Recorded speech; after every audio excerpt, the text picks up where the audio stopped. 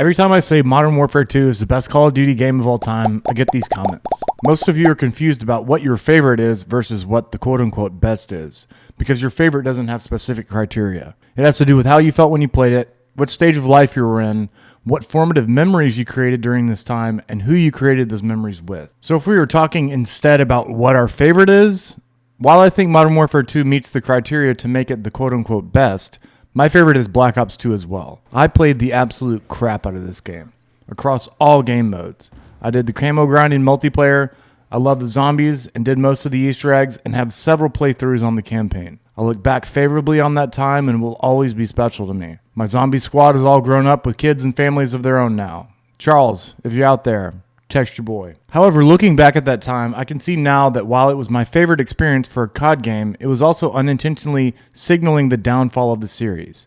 While we've had some good games here and there, the 6-game run from Call of Duty 4 Modern Warfare to Call of Duty Black Ops 2 can't possibly ever be recaptured or topped. One, because they've tried most everything at this point. They've explored multiple time periods, several times, as well as returning back to World War II multiple times.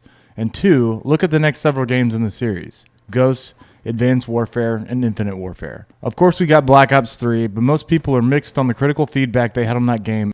And while the zombies was top-notch, most people were mixed on thruster packs and futuristic weaponry and the abilities the game included. It didn't have much to do with the previous story, so it was almost like it was called Black Ops just to grab your attention. So it signaled the downfall of the series in multiple ways. It was the ex-girlfriend you compare every girl in the future to. It also, I think, signaled them tapping into every era of the game the maximum number of times you can before the game becomes cheesy, trivial, or derivative.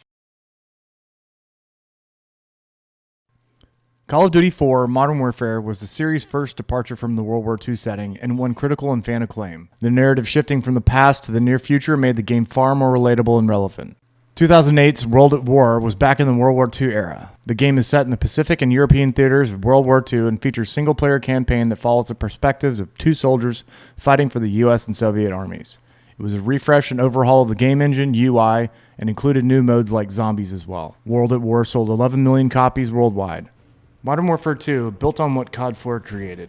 And as I mentioned in a previous video, it came at a time when gaming was ripe for an explosion on social media and meeting sharing platforms like YouTube. The original Black Ops was a really amazing combination of storytelling, compelling narratives, and engaging multiplayer, complete with a responsive UI and quality game engine, as well as what would most consider to be the first modern version of zombies. It sent the player back to the past, but to the Cold War instead of World War II, as the player followed the story of CIA officer Alex Mason in his efforts to stop a global threat. The game sold 25 million copies and was lauded as a success across the board. Modern Warfare 3 wasn't the most groundbreaking game, but it was the right combination of familiarity while adding polish to the preceding Modern Warfare games. It was the maps we remembered, the modes we loved, and it kept us playing. It was also a new mode called Survival, which similarly to zombies, pitted the player against waves of increasingly difficult foes.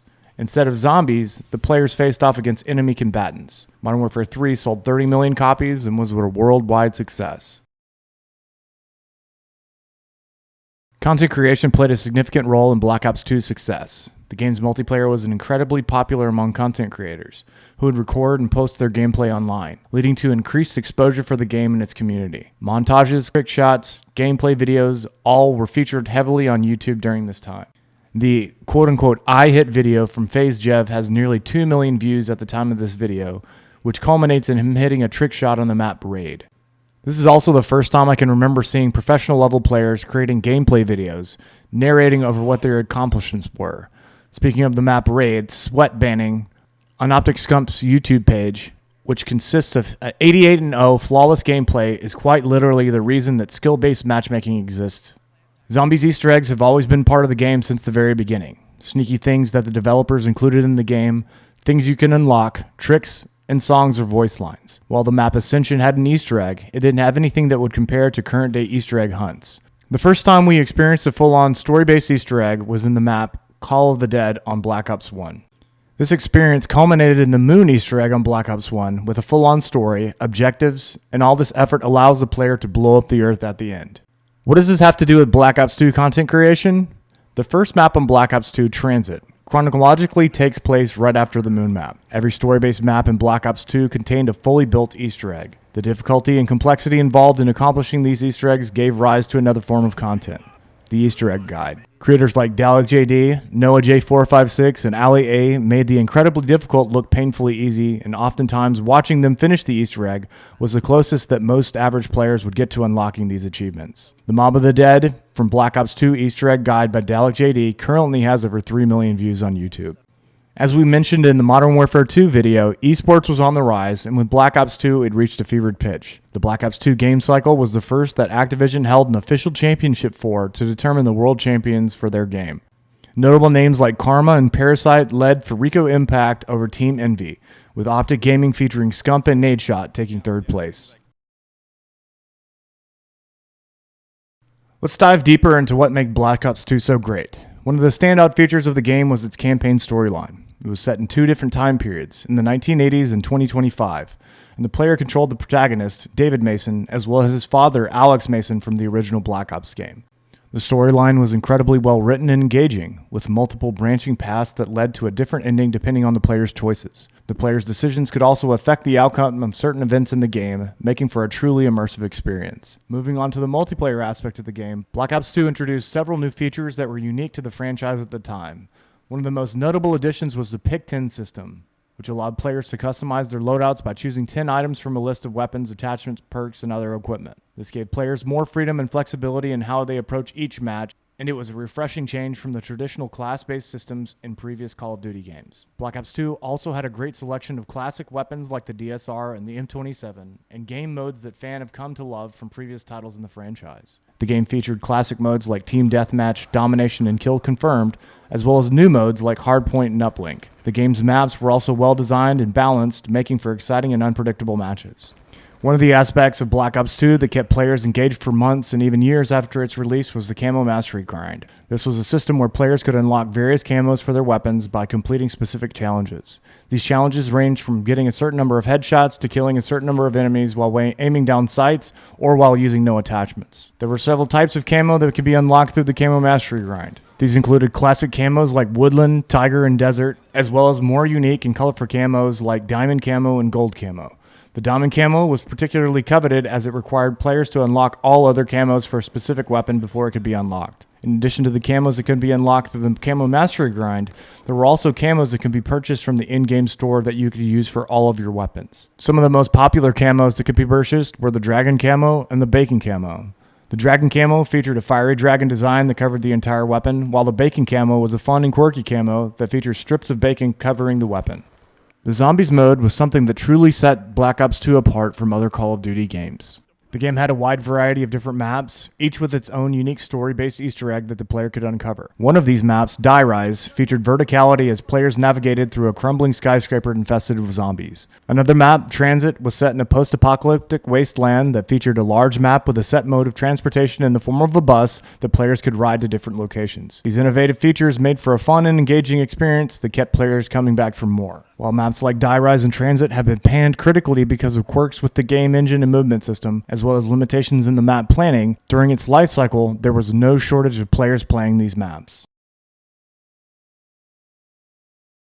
So what was bad about Black Ops 2? Nothing specifically. It was the right balance of storytelling, interesting game modes, and compelling characters that made it one of the best Call of Duty games of all time. But what comes next after something is peaked? There is an unavoidable fall-off. You can see from this graph that Advanced Warfare still did well in terms of sales, but the game fell off a cliff with Infinite Warfare.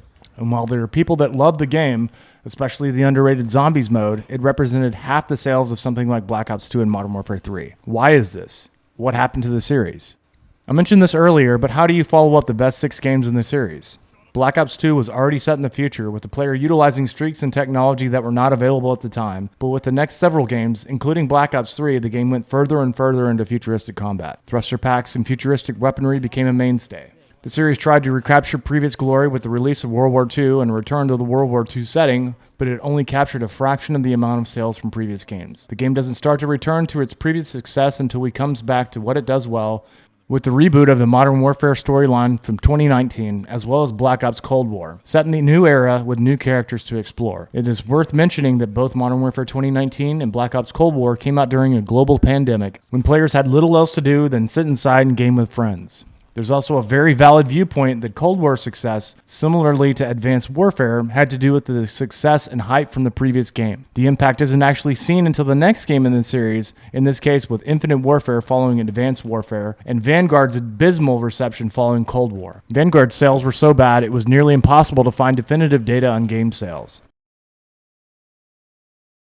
So Black Ops 2 was the best and worst thing to happen to the series because it was nearly impossible to follow up one of the most successful games in the series, as well as figuring out what to do with what era to explore after that, as games had already been there and done that with almost every single historical and futuristic time period to that point. You can get onto Steam or Plutonium servers today and find people playing Black Ops 2. This shows the game's lasting impact on the Call of Duty series, as well as what place it holds in players' hearts. Featuring a captivating campaign storyline with multiple endings, a smooth and balanced multiplayer system with unique weapons and game modes, a unique zombies mode that kept players engaged for months. The camo mastery grind was also a popular feature that allowed players to unlock a variety of camos for their weapons, including unique ones that could be purchased from the in-game store. It also came along at a time when gaming video content was stretching its wings to fly, with gameplay videos, how-to guides, as well as trick shots becoming some of the most viewed content on the internet. It is truly the ex-girlfriend that you compare all future women to.